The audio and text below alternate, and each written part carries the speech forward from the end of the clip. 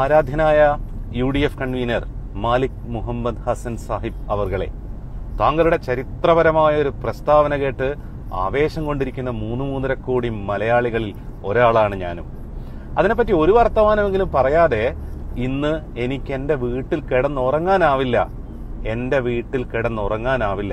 എനിക്ക് കിടന്നുറങ്ങാൻ ഒരു വീടുണ്ട് സാഹിബേ.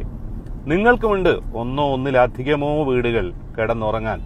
പക്ഷെ ഇങ്ങനെ കിടന്നുറങ്ങാൻ വീടില്ലാത്ത ലക്ഷക്കണക്കിന് മലയാളികൾ മലയാള നാട്ടിലുണ്ട് എന്നുള്ള തിരിച്ചറിവിൽ കേരളം ഭരിക്കുന്ന സർക്കാർ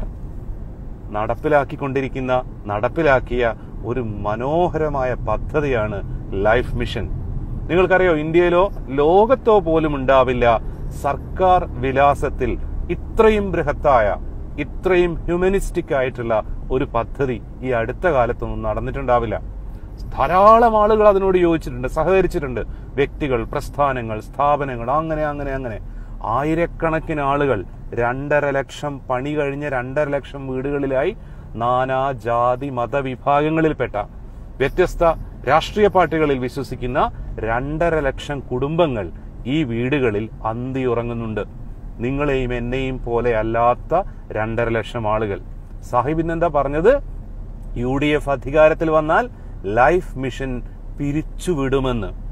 വെളുത്ത കുപ്പായമിട്ട് വെളുത്ത ചിരിചിരിച്ച് വെളുത്ത പൗഡറും പൂശി നടക്കുന്ന നിങ്ങളുടെയൊക്കെ ഉള്ളിലുള്ളത് എത്ര വൃത്തികെട്ട ചിന്തകളും തോന്നലുകളുമാണെന്ന് മലയാളികൾക്ക് ഒരിക്കൽ കൂടി ബോധ്യപ്പെടുത്തി കൊടുക്കുന്ന ഡയലോഗാണ് നിങ്ങൾ ഇന്ന് പറഞ്ഞിരിക്കുന്നത്. അത് തുറന്നു പറഞ്ഞതിന് മലയാളികൾ മുഴുവൻ നിങ്ങളോട് കടപ്പെട്ടിരിക്കുന്നു ഒരർത്ഥത്തിൽ.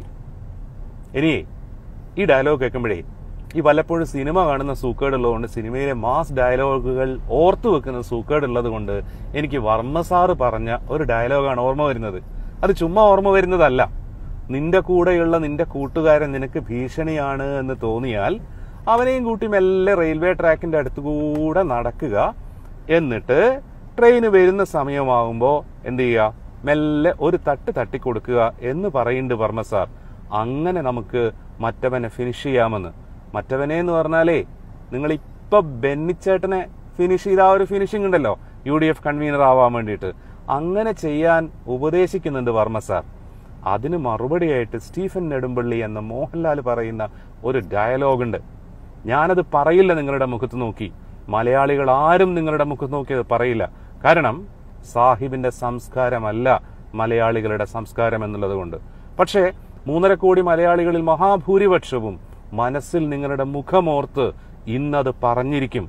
അവർ അവരുടെ വീടുകളിൽ കിടന്നുറങ്ങുന്നതിന് മുമ്പ്, കിടന്നുറങ്ങാൻ വീടില്ലാത്ത ആയിരക്കണക്കിന് ആളുകളെ ഓർത്തുകൊണ്ട് അവരുടെ വീടുകളിൽ കിടന്നുറങ്ങുന്ന കോടിക്കണക്കിന് മലയാളികൾ നിങ്ങളുടെ മുഖം മനസ്സിൽ ധ്യാനിച്ച് അത് പറഞ്ഞിരിക്കും. നിങ്ങളുടെ പ്രസ്താവനയിൽ ആദ്യത്തെ ഭാഗം ഉണ്ടല്ലോ, UDF അധികാരത്തിൽ വന്നാൽ. യെസ്, UDF അധികാരത്തിൽ വന്നാൽ. ഒറ്റ കാര്യമുള്ളൂ സാഹിബേ, UDF കൺവീനർ തെരഞ്ഞെടുക്കപ്പെടുന്നത് പോലെ അല്ല കേരളത്തിൽ ആര് ഭരിക്കണമെന്ന് തീരുമാനിക്കപ്പെടുന്നത്. അത് ഇവിടുത്തെ വിവേചനാധികാരമുള്ള, മനുഷ്യപ്പറ്റുള്ള, സഹജീവി സ്നേഹമുള്ള മനുഷ്യന്മാർ തീരുമാനിക്കുന്നതാണ്. നിങ്ങളെപ്പോലുള്ള മനുഷ്യദ്രോഹികൾ തീരുമാനിക്കുന്നതല്ല. നന്ദി, നമസ്കാരം.